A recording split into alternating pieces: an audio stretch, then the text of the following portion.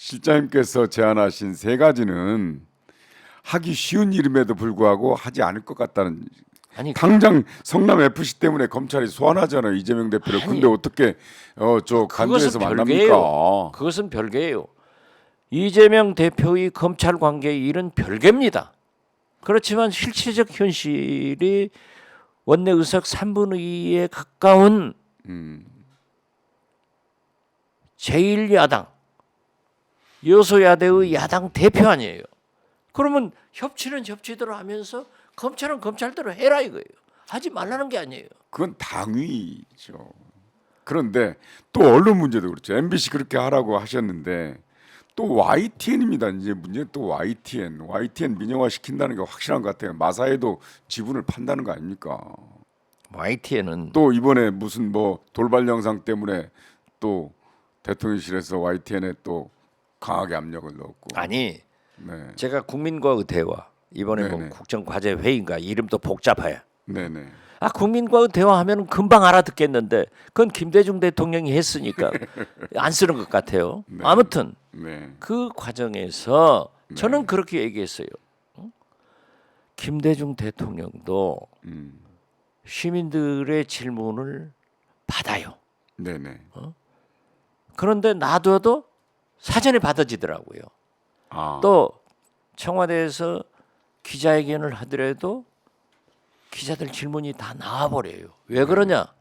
이게 TV로 생중계를 해야 되니까 중구난방이 돼서는 안 되잖아요. 이게 사전에 결정해가지고 자기들끼리 중복된 질문을 하면은 예를 들면은 이번에 국민과의 대화에서 12구 참사만 계속 나오면은 안 되잖아요. 네네. 그러니까 그러한 것을 조정하다 보면은 제가 청와대에 있으니까 알았잖아요. 야, 이건 쉽게 질문이 다 파악이 돼요. 그러면 거기에 대해서 답변을 해요. 준비를 해가지고 그건 당연히 그러는 겁니다. 그런데 이번에 얘기 들어보니까 장관들이 각 부처에서 뽑았어요. 그래서 각 패널들을. 부처에서 했는데 그것도 좋아요. 그렇게 할 수밖에 없어요. 장관들이 그 시나리오가 국민 앞에서 하니까 떨립니다. 이것까지 다 정해가지고 했다 하니까 리허설을. 네. 그건 너무 저건 각본을 짠 왜 거죠. 저렇게 네. 도둑질을 해도 서투르게 하냐? 왜 저런 바보 같은 사람들이 장관이냐? 아니, 그래서 내가 싹 바꾸라는 거야. 근데 이번에 나 같은 사람이 하면 절대 그런 일 없어요. 그리고 이번에 그러면서 YTN이 네네. 언론으로서 충동이 이렇게 사전 각본을 짜가지고 완전히 리허설 연습해서 장관이 국민 떨립니다 이것까지 다 하니까 한번 돌발 영상은 그런 프로그램이에요.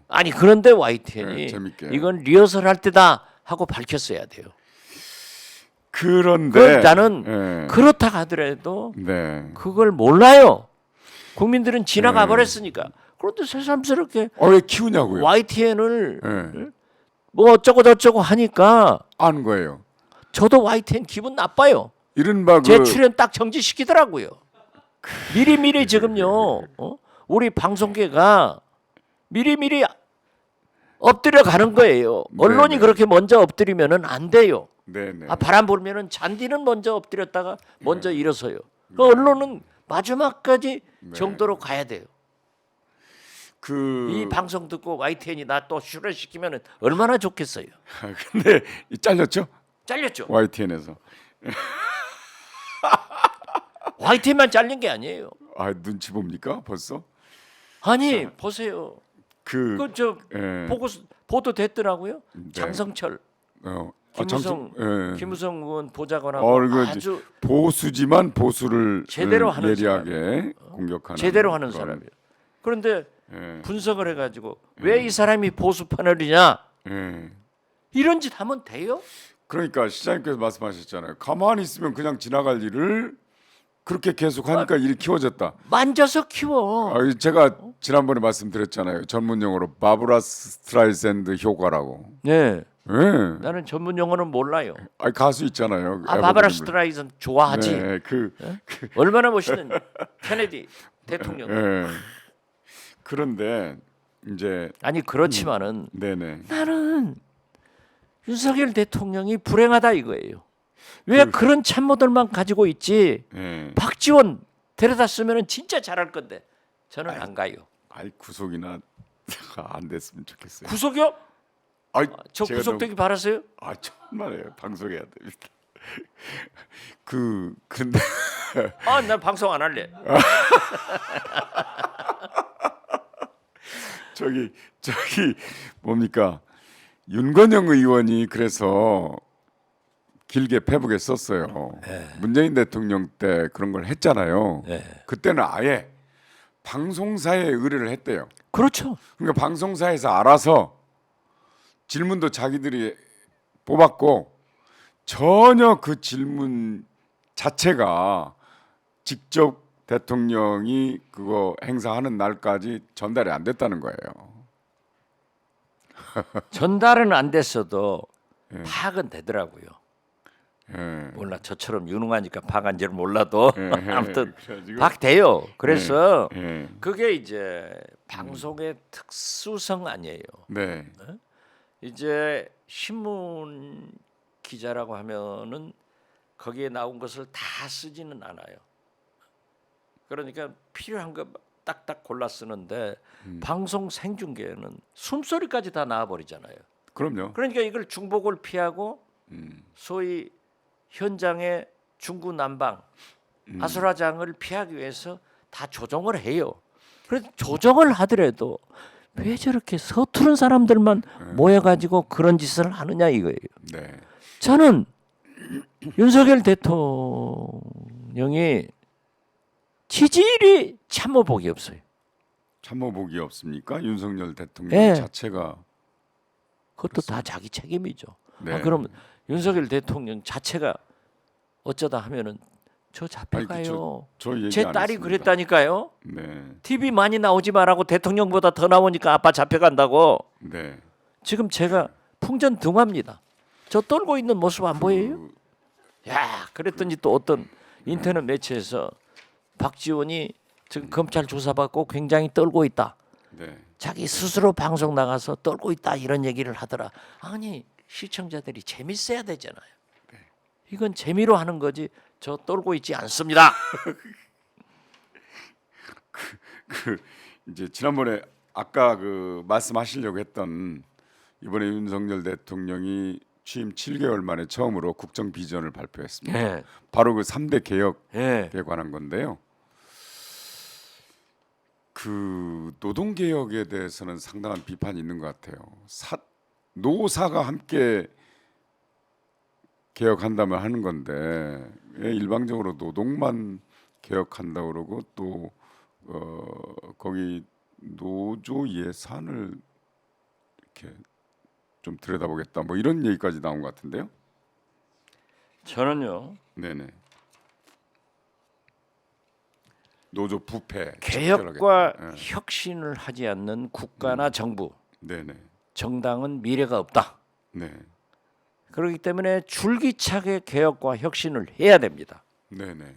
그런데 윤석열 대통령이 3대 개혁을 탁 들고 나와서 윤석열 대통령 잘했다. 네네. 그러면 민주당은 3분의 2에 가까운 의석이기 때문에 민주당에서 3대 개혁 특위를 만들어 가지고 국민과 함께 네. 이해 당사자와 함께 네. 참여해서 개혁안을 만들어내라. 시작 그렇게 해서 시작 말씀하셨죠. 예. 네. 윤석열 대통령의 독선적 개혁을 막아줘야 된다. 그걸 민주당이 안 하더라고요. 제가 어제 은평문화회관에서 박주민 의원은 민주당의 개혁의 아이콘이다. 실제로 네네. 사법개혁 등 엄청나게 하신 분이에요. 그래서 당신이 최고위원도 했고 했으니까 해봐라. 개혁 TF를 구성해서 국민과 네. 이해 당사자와 함께 개혁을 논의해서 윤석열 대통령께 이런 개혁을 하자. 네. 독선적 개혁은 안 된다라고 하도록 했어요. 네. 제가 줄기차게 얘기를 했지만은 이 방송에서도 몇 번 말씀하셨습니다. 민주당도 움직이지 않았고 언론도 관심을 안 갖더라고요. 그런데 딱 걸린 거예요. 윤석열 대통령이 검찰 출신이라 그런 귀에 포착은 잘하더라고요. 화물노조 실제로 민주당과 정의당 당들이 다 협력해서 정부 제안을 3년간 받기로 했잖아요. 네네. 유예시키기로 했단 말이에요. 그리고 화물노조 조합원들도 61%가 찬성을 해서 정부안을 받기로 했는데 윤석열 대통령 보세요. 안 돼. 처음에 안 들었기 때문에 고개 숙이고 오는 화물노조 사람들 발로 밟아버리잖아요. 이러면 안 된다. 그렇습니다. 이건 독선적 개혁이다. 네. 그래서 저는 처음부터 민주노총 주 52시간 최저임금을 손본다. 그러니까 자 민주노총 개혁만 하더라도 노조 개혁만 하더라도 민주노총, 한국노총 또 전문가들, 학자들, 언론계 민주당과 함께 개혁안을 만들어가야 네. 이해 당사자들이 승복할 것 아니에요. 네. 그래서 이것을 윤석열 대통령한테 제시를 해야 된다 하는데 지금처럼 윤석열 대통령이 뭐 오늘 아침 신문 봐도 전체가 그거 아니에요. 뭐 장부를 봐야겠다. 그러니까요. 왜 조합비를 뭘 해야겠다. 보내 이런 얘기. 이것은 필요성이 있기도 할 거예요. 그런 걸 지지하는 국민들이 많아요. 그 민주노총이 정신 차려야 돼요. 그러나 정치권에서 참여해서 이해 당사자들도 납득이 가는 개혁과 혁신을 해야 성공하지. 강압적, 독선적 윤석열식 개혁은 순간적으로 이길 수는 있지만은 화물노조처럼 네네. 저항의 씨를 뿌려준다. 그래서 저는 윤석열 대통령이 아주 잘한 것은 3대 개혁안을 제시한 게 집권 8개월째 되면서 처음으로 좋은 나 이걸 하겠습니다 하는 아젠다를 던진 것은 잘했어요. 네. 그렇지만은 국회에서 이해 당사자와 국민과 함께하는 개혁안을 내놔야 된다. 저는 그렇게 봅니다. 따라서 일방적 독주는 안 되므로 일방적, 독선적, 민주당이 지금이라도 독재적 네, TF를 윤석열식 만들어서 개혁을 가지고는 네. 순간은 이길 수도 있죠. 화물노조 네네. 지금 죽을 지경 아니에요. 발로 밟아버리니까. 네네. 그러면은 그것이 영원할 수 있느냐?